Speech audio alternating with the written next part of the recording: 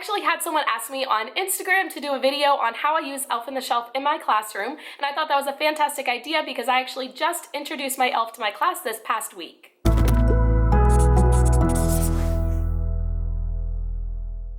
I'm not going to give a lot of background information about what Elf on the Shelf actually is. If you're not familiar with it, I do recommend Googling it. You can get tons of information on there. If you don't already own an Elf on the Shelf because you've kind of been putting it off and you weren't sure if you want to implement it in your classroom, I definitely recommend you get one. I will put some in my Amazon store and the link to that will be down in the description for you. Now, before I actually tell you how I use Elf on the Shelf in my classroom and give you a couple of ideas, I did want to do a mini Target haul. These are all Elf on the Shelf products that I recently picked up from the Dollar Spot / Bullseye's Playground. So all of the things I'm going to show you were only $1 each, and like I said, they were at the Dollar Spot. They were kind of mixed in with a bunch of like Rudolph products, so I kind of had to dig to find the Elf on the Shelf things. So one of the first things I saw that I knew I absolutely had to grab were these Elf on the Shelf pencils. So they came in a 6-pack for $1, so I grabbed 4 packs to give me 24 of them. And actually, if I go back and find more, I'm probably going to go ahead and grab more so that I have them for my class next year, just in case they're not in the Dollar Spot again. Kind of to go along with that, I also found these giant elf erasers. Again, these were in a 6-pack for $1, and they're the big chunky erasers, which I really like because it makes it easier for my students to hold on to them and they don't lose them quite as easily. The next thing I found was this magnetic notepad. I only grabbed one of these. There are 40 sheets, I believe, but I will probably go back and get more of them just in case they don't have them again next year. The next thing I found were these Elf on the Shelf Band-Aids, which I thought were absolutely adorable. They came in a 10-pack for $1, and I'm actually going to use these with what I'm about to explain to you for how I use Elf on the Shelf in my classroom. This is actually my 3rd year using Elf on the Shelf in my classroom. I got an Elf on the Shelf my first year of teaching, and I decided I was going to implement it during the month of December just as kind of an extra behavioral incentive for my students. Kind of a funny story, the day that my elf arrived and I was going to introduce it to my students, I had just pulled them to the carpet, sat down with them to read the Elf on the Shelf book, and right then my administrator walked in for an observation and I felt super embarrassed. One thing I am going to recommend to you is if you are wanting to do Elf on the Shelf in your classroom, I would check with your administration first because I know some schools don't allow it. You also may want to check with your parents to make sure that they are okay with it as well. Personally, I send home a survey at the beginning of the year and I check to see if there are any holidays that any of my students don't celebrate. That way I know if it's okay to do it with my class or not. This year I'm actually using the Elf on the Shelf in my classroom in a little bit different way than I have in the past. In the past, I just kind of used it as a little extra behavioral incentive tool for my students to make sure that they were on task and doing what they're supposed to be doing, and it was just something fun that I did with my students. However, this year I've decided to tie it more to my curriculum. What I love about Elf on the Shelf is, yes, it's fun, it's engaging, the students love it, but it's also such a great educational tool and there are so many options and different ways that you can use it in your classroom. So this year, I'm actually using Elf on the Shelf for inferencing practice with my students. I realized that when I was setting the elves up in all these cute situations and giving them little props, that was a perfect opportunity for my students to look for clues and look for text evidence in the elf's notes to be able to make an inference about what the elf was doing or how the elf got in that situation. Since someone asked me to do a video on this, I decided to go ahead and put all of my inferencing materials together into one product for you to purchase. This product is very flexible. It's meant to be able to be used in a lot of different grade levels, so I will have the link to it down in the description if you want to purchase it. I'm going to show you some of the things that are included and give you a sneak peek at one of the activities that's in there as well. So I'm going to show you what the main elf inferencing page, or what I call Elferencing page, actually looks like. Now, I do have a couple different options for this. I tried to make it as flexible as possible. The first part is where the students actually look at the elf's setup and they have to say what they see, what they know about that, and then put those two together to make an inference. And then the bottom part is for actually looking at the note that the elf leaves. They have to say what they see in the note, tell me what they know about it, and then make an inference.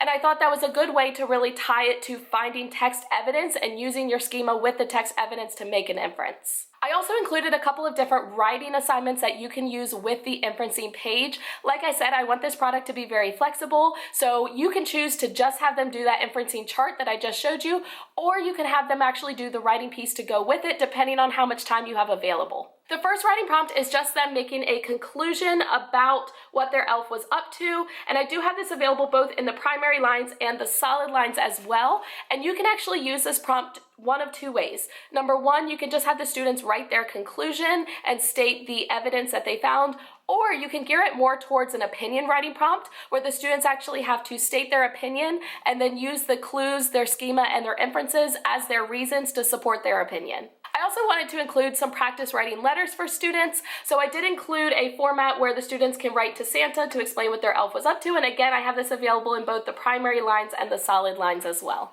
While I thought that those were great resources for you, I did want to include more in the product. I know that December and wintertime is very hectic for teachers. You're trying to lesson plan, you're trying to get gifts for your students, you're trying to get gifts for your friends and family, and there's a lot going on, so I wanted to make this as easy to implement for you as possible. In the product, I do include 10 different ideas for inferencing activities for your students. So for each idea, I include a description of how to set it up with the elf, I include a list of materials, and I include photo examples. That way, it's super easy for you to set up. Each one only takes a couple of minutes, and then you are ready to go for at least 10 different days during December. I figured that 10 setups would give you enough ideas for most of the month of December. You don't have to do an inferencing activity every day, and you also have the option to create your own that weren't included. Each setup idea also comes with a pre-made letter that you can print out and leave with the elf. That way the students have to go through the letter and find text evidence to be able to make inferences as well. I did include an editable letter template as well. That way if you want to come up with your own idea for an elf setup, you're welcome to go in, create your own letter, print it off, and it will match all your other ones. Some of the ideas also come with small printables that you can use with your elf as little props. You don't have to use them if you don't have the time to be able to prep them. I completely understand, but I did want to provide them for you as an option. I am going to give you a sneak peek at one of these ideas. That way you can decide if this product is something you want to purchase or not. I'm going to show you the letter that goes with this idea. All of the letters do have this same letterhead up at the top. I wanted to make it look as official as possible, and I did print it on a gray cardstock. This is an elf handwriting font. It is a free font by the Pinspired Teacher on TPT. I will put the link to it down in the description. I definitely recommend you download it. I'm not going to read the letter to you because I'm sure you can see it, but basically the elf is telling the class that he's not used to the warm weather. His friends told him to stay home and rest, but he wanted to come to see the class. He's using the teacher's tissues, and he has a really bad headache, so he needs the class to stay quiet. I figured that would be a nice little plug.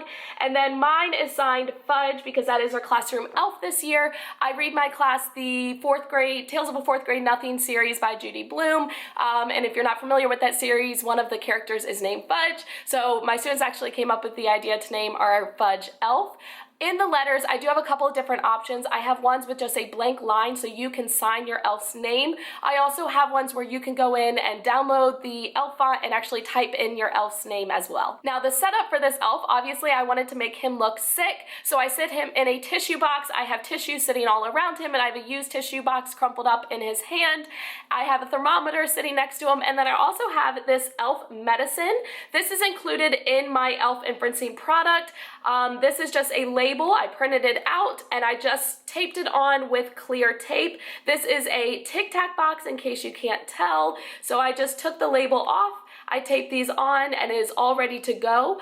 The great part about this is after you use it for 1 year, you can definitely just hold on to it and use it year after year, so you really only have to prep it one time. If you give your students morning work, this activity is perfect for the month of December. You can have the elf all set up when they come in. You can have their inferencing charts already on their desk, and they just go ahead and start to fill it out during the morning while everyone is coming in and getting ready. You can use this activity at any point during the day. It doesn't have to be for morning work. My students personally don't have morning work just because they eat breakfast in the classroom. It causes a big mess and they just don't have time to get it done. So for this setup, the students would tell me that they see the tissue box.